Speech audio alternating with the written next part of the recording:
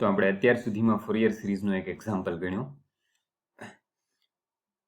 તો એ પ્રોસિજર આપણે ફરી એકવાર રિવાઇઝ કરીએ.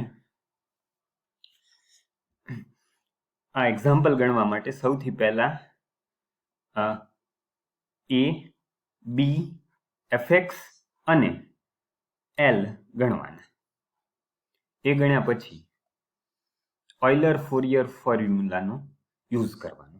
એટલે કે fx બરાબર આ જે આખું એક્સપ્રેશન છે એ લખી નાખવાનું અને એમાં l ની જે વેલ્યુ મળી છે એ મૂકી દેવાની. હવે એ પછી ફોરિયર કોફિશિયન્ટ્સ a0 an અને bn મેળવવાના. એ માટેની આ 3 ફોર્મ્યુલા છે.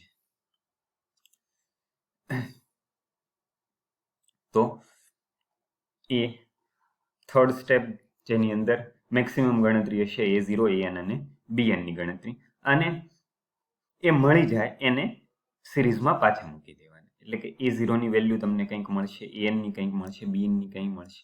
એ વેલ્યુ જે મળે એ આ એક્સપ્રેશનમાં મૂકી દેવાની. લાસ્ટ ટાઈમ આપણે જે એક્ઝામ્પલ ગણ્યું એમાં આ વેલ્યુ 0 મળી હતી, આ વેલ્યુ 0 મળી હતી અને આ વેલ્યુ કંઈક મળી હતી. તો અહીંયા 0, અહીંયા 0 અને આ અહીંયા જે મળેલી એ મૂકી દીધી આપણે. ઓકે, તો જે એક્ઝામ્પલની ગણતરી કરેલી એના ઉપર પણ થોડી નજર દોડાવીએ. a b fx અને l આ રીતે મળેલા. l આ હતો. આ જે ફોર્મ્યુલા છે એમાં l બરાબર 1 મૂકી દીધો. એ પછી a0 an અને bn ની ફોર્મ્યુલાની મદદથી ગણતરી કરી. ગણતરી સિમ્પલ હતી કારણ કે આ ઓડ ફંક્શન હતું. an માં પણ આ 0 થયું કારણ કે આ ઓડ ફંક્શન હતું. અને છેલ્લે bn ની ગણતરી, તો એમાં ગણતરી કરવાની જરૂર હતી. l બરાબર 1 મૂક્યા, a to b A -1 to 1 મૂક્યા, -1 to 1 fxx અને sin n pi x by l, l1 એટલે sin n pi x. તો અહીંયા ઇન્ટિગ્રેશન બાય પાર્ટ્સ રૂલનો યુઝ કર્યો. u v નું ઇન્ટિગ્રેશન માઇનસ પછી આનું પહેલાનું ડિફરન્શિએશન અને બીજાનું ઇન્ટિગ્રેશન જ્યાં સુધી. હવે હા, આના પછી આનું જ્યારે ડિફરન્શિએશન કરો તો 0 થઈ જશે, એટલે આગળનું સ્ટેપ લખવાની જરૂર નથી. x નું 1 અને 1 નું 0 થઈ જશે, એટલે એ સ્ટેપ લખવાની જરૂર નથી. ઓકે, એ પછી અપર લિમિટ અને લોઅર લિમિટ મૂકી અને ફાઇનલી આ આન્સર આવેલો. હવે આ ગણતી વખતે અમુક બાબતો જે ધ્યાનમાં રાખવી, એ પહેલા સૌથી પહેલા a b fx અને l મેળવી લેવા. ફોર્મ્યુલા તમને પરફેક્ટલી યાદ હોવી જોઈએ.